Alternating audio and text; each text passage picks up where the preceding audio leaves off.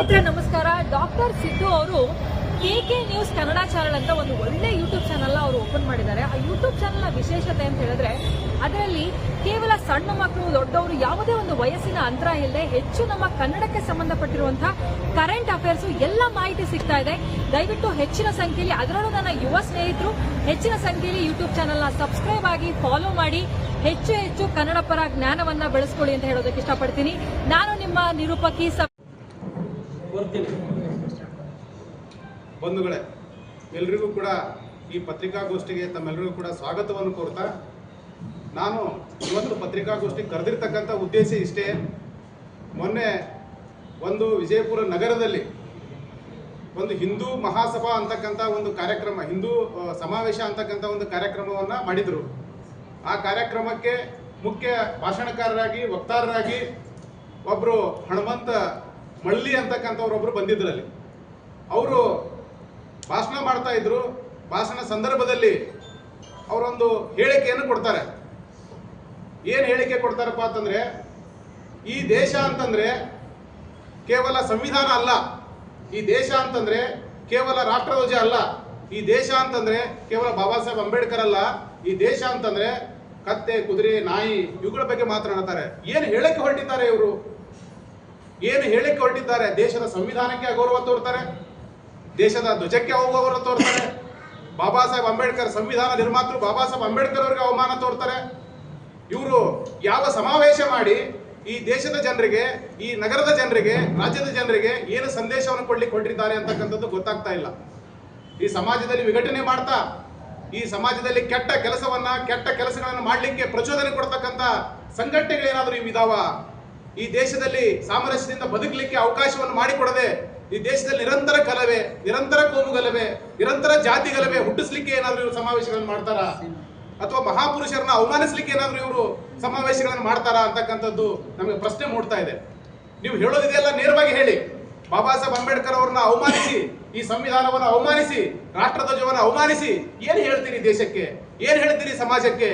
ಏನು ಹೇಳ್ತೀರಿ ನೀವು ಸಮಾಜಕ್ಕೆ ಅಂತಕ್ಕಂಥದ್ದು ನನ್ನ ಪ್ರಶ್ನೆ ಆಗಿದೆ. ಕೂಡಲೇ ಯಾರೇ ಹನುಮಂತ ಮಳಲಿ ಆಗಿರ್ಬೋದು, ಯಾರೇ ಆಗಿರ್ಬೋದು, ನೀವು ಕೂಡಲೇ ಕ್ಷಮೆ ಕೇಳಬೇಕು. ಈ ದೇಶದ ಸಂವಿಧಾನವನ್ನ ಅವಮಾನಿಸ್ತಾ ಇದ್ದೀರಿ, ಈ ದೇಶದ ಧ್ವಜವನ್ನು ಅವಮಾನಿಸ್ತಾ ಇದ್ದೀರಿ, ಬಾಬಾ ಸಾಹೇಬ್ ಅಂಬೇಡ್ಕರ್ ಅವರನ್ನು ಕೂಡ ನೀವು ಭಾಷಣದಲ್ಲಿ ಅವಮಾನಿಸಿದ್ದೀರಿ. ಇದು ಎಲ್ಲ ಸಾಮಾಜಿಕ ಜಾಲತಾಣದಲ್ಲಿ ಹರಿದಾಡ್ತಾ ಇದೆ. ಆದರೂ ಕೂಡ ನೀವು ಕ್ಷಮೆ ಕೇಳ್ತಾ ಇಲ್ಲ, ಉದ್ದಾಟತನವನ್ನು ತೋರ್ತಾ ಇದ್ದೀರಿ. ಏನು ಹಿಂದೂ ಸಮಾವೇಶ ಅಂತಂದ್ರೆ ಬಾಬಾ ಸಾಹೇಬ್ ಅಂಬೇಡ್ಕರ್ ಅವರಿಗೆ ಬೈಯದ ಹಿಂದೂ ಸಮಾವೇಶನಾ? ಹಿಂದೂ ಸಮಾವೇಶ ಅಂತಂದ್ರೆ ರಾಷ್ಟ್ರಧ್ವಜಕ್ಕೆ ಅವಮಾನಿಸದ ಹಿಂದೂ ಸಮಾವೇಶನಾ? ಏನಪ್ಪಾ ಅಂತ ಹಿಂದೂ ಸಮಾವೇಶಪ್ಪ ಅಂತಂದ್ರೆ ಕೇವಲ ಏನಪ್ಪಾ ಅಂತಂದ್ರೆ ನೀವು ಈ ರಾಷ್ಟ್ರದಲ್ಲಿ ಇರ್ತಕ್ಕಂಥ ಸಂವಿಧಾನವನ್ನು ಅವಮಾನಿಸದೆ ಹಿಂದೂ ಸಮಾವೇಶನಾ? ನಾನು ನಿಮ್ಮನ್ನ ಪ್ರಶ್ನೆ ಮಾಡ್ತೇನೆ, ಹಿಂದೂ ಸಮಾವೇಶಪ್ಪ ಅಂತಂದ್ರೆ ಏನು? ಹಿಂದೂ ಸಮಾವೇಶ ಯಾವಾಗ ಪ್ರಾರಂಭ ಆಯ್ತು? ಹಿಂದೂಗಳು ಯಾವಾಗ ಹುಟ್ಕೊಂಡ್ರು ದೇಶದಲ್ಲಿ? ಹಿಂದೂಗಳು ಅಂತಂದ್ರೆ ಈ ಬಾಬಾ ಸಾಹೇಬ್ ಅಂಬೇಡ್ಕರ್ ಅವ್ರನ್ನ ಬಿಟ್ಟು ನೀವು ಹಿಂದೂ ಸಮಾವೇಶ ಕಟ್ತೀರಾ? ಈ ಸಂವಿಧಾನವನ್ನು ಬಿಟ್ಟು ಹಿಂದೂ ಸಮಾವೇಶ ಕಟ್ತೀರಾ? ಅಥವಾ ಏನಪ್ಪಾ ರಾಷ್ಟ್ರ ಧ್ವಜಕ್ಕೆ ಅವಮಾನಿಸಿ ನೀವು ಹಿಂದೂ ಸಮಾವೇಶ ಕಟ್ತೀರಾ ಅಂತಕ್ಕಂಥದ್ದು ನನ್ನ ಪ್ರಶ್ನೆ ಆಗಿದೆ. ನೀವು ಯಾರೇ ಆಗಿರ್ಲಿ, ನೀವು ಹಿಂದೂಗಳ ಹೆಸರಿನಲ್ಲಿ, ಏನಪ್ಪಾ ಅಂತಂದ್ರೆ ಧರ್ಮದ ಹೆಸರಿನಲ್ಲಿ ನೀವು ಸಂಘಟನೆ ಮಾಡಲಿಕ್ಕೆ ಸಂವಿಧಾನ ನಿಮ್ಗೆ ಹಕ್ಕು ಕೊಟ್ಟಿದೆ. ಮಾತನಾಡುವಂತ ಎಲ್ಲ ಹಕ್ಕುಗಳನ್ನು ವಾಕ್ ಸ್ವಾತಂತ್ರ್ಯ ಕೊಟ್ಟಿದೆ.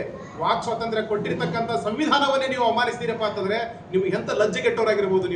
ನೀವು ಎಂತ ಲಜ್ಜೆಗೆಟ್ಟು ಸಮಾವೇಶವನ್ನು ಮಾಡ್ತಾ ಇದ್ದೀರಿ. ಆ ಸಮಾವೇಶ ಪಾತ್ರ ಎಲ್ಲರನ್ನು ಒಳಗೊಳ್ಳುವ ರೀತಿಯಲ್ಲಿ ಇರಬೇಕೆ ಹೊರತು ಒಂದು ವರ್ಗವನ್ನ ಬೈದು, ಒಂದು ದೇಶವನ್ನ, ಸಂವಿಧಾನವನ್ನ ಅವಮಾನಿಸಿ, ರಾಷ್ಟ್ರಧ್ವಜವನ್ನ ಕಡೆಗಣಿಸಿ ಯಾವ ಸಮಾಜವನ್ನು ನೀವು ಕಟ್ಲಿಕ್ಕೆ ಹೊರಟಿದ್ದೀರಿ? ನಾವು ಮತ್ತೆ ನಿಮಗೆ ಎಚ್ಚರಿಕೆಯನ್ನು ಕೊಡ್ತೇವೆ. ಕೂಡಲೇ ನೀವು ಕ್ಷಮೆ ಕೇಳಬೇಕು.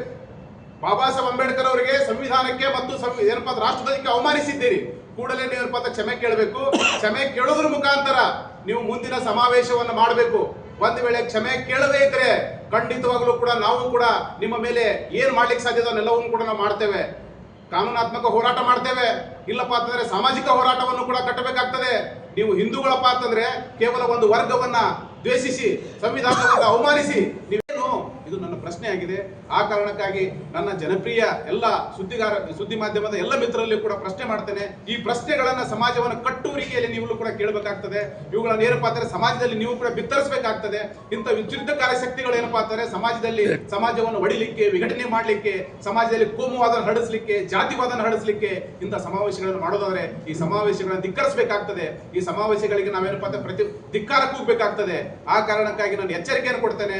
ಕೂಡಲೇ ನೀವು ಎಚ್ಚೆತ್ತುಕೊಂಡು ಕೂಡಲೇ ಎಚ್ಚೆತ್ತುಕೊಂಡು ಕ್ಷಮೆ ಕೇಳಬೇಕು. ಬಾಬಾ ಸಾಹೇಬ್ ಅಂಬೇಡ್ಕರ್ ಅವರನ್ನ ಸಂವಿಧಾನಕ್ಕೆ ಅವಮಾನಿಸಿದ್ದೀರಿ, ರಾಷ್ಟ್ರ ಧ್ವಜಕ್ಕೆ ಅವಮಾನಿಸಿದ್ದೀರಿ, ನೀವು ಕ್ಷಮೆ ಕೇಳಬೇಕು. ಕ್ಷಮೆ ಕೇಳೋದ್ರ ಮುಖಾಂತರ ನೀವು ಏನು ಹೇಳ್ತಿದೀವೋ ನೇರವಾಗಿ ಸಮಾಜಕ್ಕೆ ಹೇಳಿ. ಸಮಾಜ ಒಪ್ಪಿಕೊಂಡ್ರೆ ನಿಮ್ ಜೊತೆ ಬರ್ತಾರೆ, ದ್ವೇಷಿಸಿದ್ರೆ ನಿಮ್ ಬಿಟ್ಟು ದೂರ ನಿಲ್ತಾರೆ. ಆದ್ರೆ ನೀವೇನ್ ಮಾಡ್ತಾ ಇದ್ದೀರಪ್ಪ ಅಂತ ಸುಳ್ಳನ್ನ ಹೇಳಿ ಅಫೀಮ್ ತರ ಕೊಟ್ಟು ಬಾಬಾ ಸಾಹೇಬ್ ಅಂಬೇಡ್ಕರ್ ಅವರನ್ನ ಗೌರವಿಸತಕ್ಕಂಥ ಒಂದು ವರ್ಗಕ್ಕೆ ನೋವಾಗಿದೆ. ಬಾಬಾ ಸಾಹೇಬ್ ಅಂಬೇಡ್ಕರ್ ಅವರನ್ನ ಪ್ರೀತಿಸೋರಿಗೆ ಒಂದು ವರ್ಗಕ್ಕೆ ನೋವಾಗಿದೆ. ರಾಷ್ಟ್ರ ಧ್ವಜವನ್ನ ಗೌರವಿಸತಕ್ಕಂಥ ಕೆಲವು ವರ್ಗದವರಿಗೆ ನೋವಾಗಿದೆ. ರಾಷ್ಟ್ರ ಧ್ವಜ ನಮ್ಮೆಲ್ಲರ ಅಸ್ಮಿತೆ, ದೇಶದ ಅಸ್ಮಿತೆ. ಅದನ್ನೂ ಕೂಡ ನೀವು ದೇಶ ಅಲ್ಲ ಅಂತಂದ್ರೆ ನೀವು ಯಾವುದು ದೇಶ? ನಿಮಗೆ ರಾಷ್ಟ್ರ ಧ್ವಜ ಬೇಡ ಅಂತಂದ್ರೆ ಮತ್ತೆ ಯಾವ ಧ್ವಜ ಬೇಕು ನಿಮಗೆ? ನೀವು ಎಲ್ಲಿಂದ ಒಂದು ಧ್ವಜವನ್ನು ತೆಗೆದುಕೊಂಡು ಬರ್ಲಿಕ್ಕೆ ಪ್ರಯತ್ನ ಮಾಡ್ತಾ ಇದ್ದೀರಿ? ಆ ಕಾರಣಕ್ಕಾಗಿ ನಿಮ್ಮನ್ನೆಲ್ಲ ಪ್ರಶ್ನೆ ಮಾಡಲಿಕ್ಕೆ ಜನರು ಜಾಗೃತರಾಗಿದ್ದಾರೆ. ನೀವೆಲ್ಲವನ್ನು ಹೇಳೋದನ್ನ ಕೇಳಿಕೊಂಡು ಸಮಾಜದಲ್ಲಿ ವಿಷ ಬೀಜ ಬಿತ್ತಲಿಕ್ಕೆ ಬಂದಾಗಲೂ ಕೂಡ ನಾವು ಸುಮ್ಮನೆ ಕೂತ್ಕೊಳ್ಳಿಕ್ಕೆ ನಮ್ಮ ಕಡೆಯಿಂದ ಆಗಲ್ಲ. ಆ ಕಾರಣಕ್ಕಾಗಿ ಜಿಲ್ಲಾಡಳಿತ ಕೂಡಲೇ ಅವರ ಮೇಲೆ ಕ್ರಮ ಕೈಗೊಳ್ಳಬೇಕು. ಇಂತಹ ರಾಷ್ಟ್ರಧ್ವಜದ ವಿರುದ್ಧ, ಸಂವಿಧಾನದ ವಿರುದ್ಧ, ಅಂಬೇಡ್ಕರ್ ವಿರುದ್ಧ ಹೇಳಿಕೆಗಳನ್ನು ಕೊಟ್ಟಾಗ ಎಚ್ಚೆತ್ತುಕೊಳ್ಬೇಕು. ಜಿಲ್ಲಾಡಳಿತ ಕೂಡಲೇ ಅವರ ಮೇಲೆ ಕ್ರಮ ಕೈಗೊಳ್ಳಬೇಕು ಮತ್ತು ಅಂತಹ ಭಾಷಣಗಳಿಗೆ ನಿರ್ಬಂಧವನ್ನು ಹೇರಬೇಕು. ಒಂದು ವೇಳೆ ಇಂತಹ ಭಾಷಣಗಳೇ ಸಮಾಜದಲ್ಲಿ ಹೆಚ್ಚು ಹೆಚ್ಚು ಆದಾಗ ಸಮಾಜದಲ್ಲಿ ದೊಡ್ಡ ಅನಾಹುತಕಾರಿ ಕೆಲಸಗಳನ್ನು ಇವರು ಮಾಡ್ತಾರೆ. ಇವರು ಏನಪ್ಪಾ ಅಂತಂದ್ರೆ ಜಾಗರಣ, ಹಿಂದೂ ಜಾಗರಣ ಪ್ರಾಂತ ಸದಸ್ಯರಂತೆ. ಹಿಂದೂ ಜಾಗರಣ ಪ್ರಾಂತ ಸದಸ್ಯರೇ. ನಿಮಗೆ ಏನಪ್ಪಾ ಅಂತಾರೆ ಹಿಂದೂಗಳಂದ್ರೆ ಯಾರು? ಹಿಂದೂಗಳ ಪಾತ್ರ ಎಲ್ಲರನ್ನು ಕೂಡಿಸ್ಕೊಂಡೆ ಈ ನೆಲದಲ್ಲಿ ಎಲ್ಲರೂ ಇರ್ತಕ್ಕಂಥವ್ರು ಎಲ್ಲರನ್ನು ಕೂಡಿಸ್ಕೊಂಡ್ರೆ ಒಂದು ಸಮಿತಿಯನ್ನು ಕಟ್ಟಬಹುದೇ ಹೊರತು ನೀವು ಒಂದು ವರ್ಗವನ್ನು ಓಲೈಸಲಿಕ್ಕೆ, ಒಂದು ವರ್ಗವನ್ನು ದೇಶಿಸಲಿಕ್ಕೆ ನೀವೇನಾದ್ರು ಸಂಘ ಕಟ್ಟಿದ್ರೆ ಅದು ನಿಮ್ಮ ಮೂರ್ಖತನ. ನೀವು ಏನಪ್ಪಾ ಅಲ್ಲಿ ಕುಳಿತುಕೊಂಡೇ ಕೇಳಿದಾರಲ್ಲ ನಿಮ್ಮ ಭಾಷಣ, ಅಲ್ಲಿ ಅರ್ಧಕ್ಕಿಂತ ಹೆಚ್ಚು ಜನ ಅಂಬೇಡ್ಕರ್ ಅಭಿಮಾನಿಗಳಿದ್ದಾರೆ, ದೇಶದ ಅಭಿಮಾನಿಗಳಿದ್ದಾರೆ, ಸಂವಿಧಾನ ಪ್ರೇಮಿಗಳಿದ್ದಾರೆ. ಅವರೆಲ್ಲರಿಗೂ ನೋವಾಗಿದೆ. ನಿನ್ನ ಭಾಷಣವನ್ನು ಮಾಡುವಾಗ ಅಲ್ಲಿ ಕುಳಿತುಕೊಂಡಿರ್ತಕ್ಕಂಥ ಅರ್ಧಕ್ಕಿಂತ ಹೆಚ್ಚು ಜನರು, ಅಂದ್ರೆ ನಿನ್ನ ಜನರು ಇರಬಹುದು, ಅಲ್ಲಿ ಅರ್ಧಕ್ಕಿಂತ ಹೆಚ್ಚು ಜನರು ಅಲ್ಲಿ ಏನಪ್ಪಾ ಅಂತಂದ್ರೆ ದೇಶ ಪ್ರೇಮಿಗಳಿದ್ದಾರೆ, ಸಂವಿಧಾನ ಪ್ರೇಮಿಗಳಿದ್ದಾರೆ, ರಾಷ್ಟ್ರಧ್ವಜ ಪ್ರೇಮಿಗಳಿದ್ದಾರೆ. ಅವರೆಲ್ಲರಿಗೂ ನೋವಾಗಿದೆ. ಅವರೆಲ್ಲರೂ ಕೂಡ ನಮಗೆ ಫೋನ್ ಮಾಡಿ ಹೇಳಿದ್ದಾರೆ ಅಥವಾ ನಮಗೆ ಏನಪ್ಪಾ ಅಂತ ಸಾಮಾಜಿಕ ಜಾಲತಾಣದ ತುಣುಕುಗಳನ್ನು ಕೂಡ ಕಳಿಸಿದ್ದಾರೆ. ಅವುಗಳನ್ನು ನೋಡಿದಾಗ ನಮಗೆ ಅತ್ಯಂತ ಕೆಟ್ಟದನಿಸ್ತು. ಆಗಲೇ ನಾವು ಪ್ರತಿಭಟಿಸ್ತಿದ್ವಿ. ಆದ್ರೆ ಏನಪ್ಪಾ ಅಂತಂದ್ರೆ ಅದೊಂದು ಕೋಮುವಾದ ಕಾರ್ಯಕ್ರಮ, ಅಲ್ಲಿ ನಾವು ಪ್ರತಿಭಟಿಸಬಾರ್ದು ಅಂತ ಗೆದ್ದು ಬಂದ್ವಿ. ನಮಗೆ ಅತ್ಯಂತ ಅಸಹ್ಯ ಆಯ್ತು ಅಂತಕ್ಕಂಥ ಮಾತುಗಳನ್ನು ಕೂಡ ಅಲ್ಲಿ ಸೇರ್ಕೊಂಡಿರ್ತಕ್ಕಂಥ ಅಂಬೇಡ್ಕರ್ ಅಭಿಮಾನಿಗಳು ನಾವು ಹೇಳಿದ್ದಾರೆ.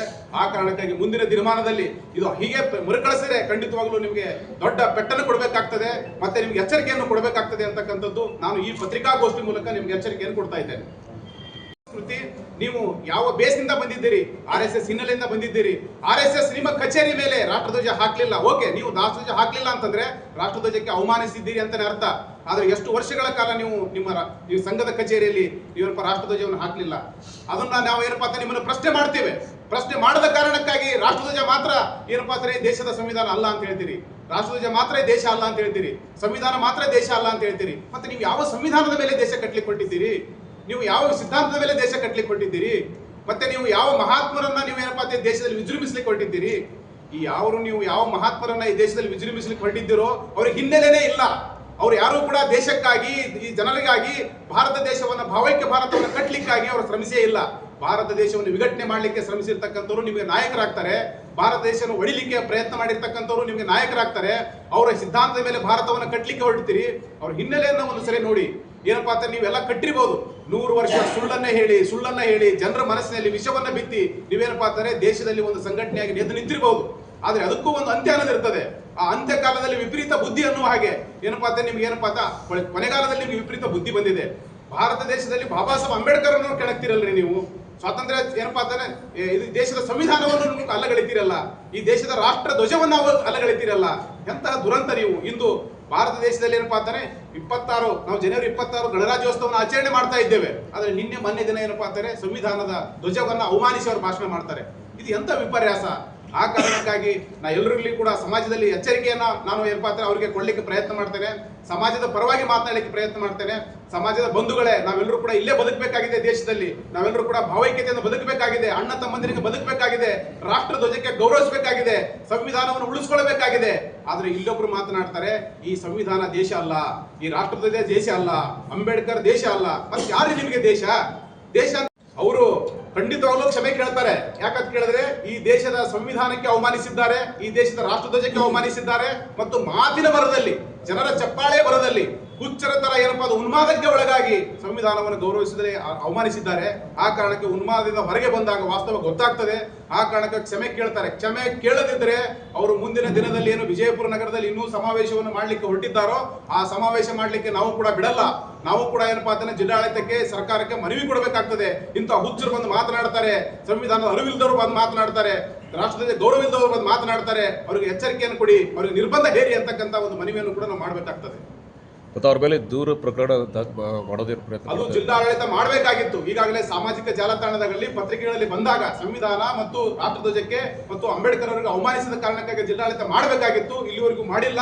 ನಾವು ಕೂಡ ಈ ಪತ್ರಿಕಾಗೋಷ್ಠಿ ಮೂಲಕ ಅವ್ರ ಮೇಲೆ ಒತ್ತಾಯವನ್ನು ಹಾಕ್ತಾ ಇದ್ದೇವೆ. ವಿಜಯಪುರ ಜಿಲ್ಲಾ ಘಟಕ ಕರೆದಿರುವಂಥ ಈ ಒಂದು ತುರ್ತು ಪತ್ರಿಕಾಗೋಷ್ಠಿಗೆ ಆಗಮಿಸಿದ ಜಿಲ್ಲೆಯ ಪ್ರಿಂಟ್ ಮೀಡಿಯಾ ಇರ್ಬೋದು, ಟೆಲಿವಿಷನ್ ಮೀಡಿಯಾ ಇರ್ಬೋದು ಹಾಗೂ ಡಿಜಿಟಲ್ ಮೀಡಿಯಾದ ಎಲ್ಲ ನಮ್ಮ ಪತ್ರಿಕಾ ಮಾಧ್ಯಮ ಮಿತ್ರರಿಗೆ ಈ ಒಂದು ಗೋಷ್ಠಿಗೆ ಸ್ವಾಗತ. ನಾನು ಬಾಲಾಜಿ ಕಾಂಬಳೆ ದಲಿತ ವಿದ್ಯಾರ್ಥಿ ಪರಿಷತ್ ರಾಜ್ಯ ಸಂಚಾಲಕ ಹಾಗೂ ನನ್ನ ಪಕ್ಕದಲ್ಲಿ ದಲಿತ ವಿದ್ಯಾರ್ಥಿ ಪರಿಷತ್ನ ಸಂಸ್ಥಾಪಕರು ಹಾಗೂ ರಾಜ್ಯ ಅಧ್ಯಕ್ಷರಾದಂಥ ಶ್ರೀನಾಥ್ ಪೂಜಾರಿ ಅವರು, ಕೊನೆಯದಾಗಿ ವೀರೇಶ್ ಅಂತೇಳಿ ಕೊಪ್ಪಳ ಜಿಲ್ಲಾ ಮುಖಂಡರು ದಲಿತ ವಿದ್ಯಾರ್ಥಿ ಪರಿಷತ್. ವೀರೇಶ್ ಕೊಪ್ಪಳ ಜಿಲ್ಲೆ. ಒಂದು ವಿಜಯಪುರ ನಗರವನ್ನ 4 ಭಾಗಗಳಾಗಿ 4 ಸಮಾವೇಶ ಮಾಡಲಿಕ್ಕೆ ಯೋಜನೆಯನ್ನು ರೂಪಿಸಿದ್ದಾರೆ. ಒಂದು ಭಾಗದಲ್ಲಿ ಬೆಂಕಿ ಹಚ್ಚಿದ್ದಾರೆ, ಇನ್ನೊಂದು ಭಾಗದಲ್ಲಿ ಹೋಗಿ ಇದೇ ಹೇಳಿಕೆಯನ್ನು ಕೊಡಲಿಕ್ಕೆ ಪ್ರಯತ್ನ ಮಾಡಿದ್ರೆ ಆ ಕಾರ್ಯಕ್ರಮಗಳಿಗೆ ಖಂಡಿತವಾಗ್ಲೂ ನಾವು ಅಡ್ಡಿಪಡಿಸ್ತೇವೆ, ನಾವು ಅದನ್ನು ನಿಲ್ಲಿಸ್ತೇವೆ, ಅದಕ್ಕೆ ಪ್ರತಿಭಟಿಸ್ತೇವೆ, ಜಿಲ್ಲಾಡಳಿತಕ್ಕೂ ಕೂಡ ಮನವಿ ಕೊಡ್ತೇವೆ, ಇವ್ರಿಗೆ ಅನುಮತಿ ಕೊಡಬೇಡಿ ಅಂತಕ್ಕಂಥದ್ದನ್ನು. ಈ ಹೇಳಿಕೆಯನ್ನಿಟ್ಟುಕೊಂಡು ನಾನು ಪತ್ರಿಕಾಗೋಷ್ಠಿಯನ್ನು ಕರೆದು ಈಗಾಗಲೇ ನಾನು ಮಾತನಾಡ್ತಾ ಇದ್ದೇನೆ. ಸಂಬಂಧಪಟ್ಟವರು ಇವ್ರ ಮೇಲೆ ದೂರು ದಾಖಲಿಸಿಕೊಂಡು ಕ್ರಮ ಕೈಗೊಳ್ಳಬೇಕು ಅಂತೇಳಿ. ಒಂದು ವೇಳೆ ಆಗದಿದ್ರೆ ಅದಕ್ಕೆ ಸಂಬಂಧಪಟ್ಟ ಕಾನೂನಾತ್ಮಕ ಹೋರಾಟಕ್ಕೂ ಕೂಡ ನಾವು ರೆಡಿ ಆಗ್ತೇವೆ.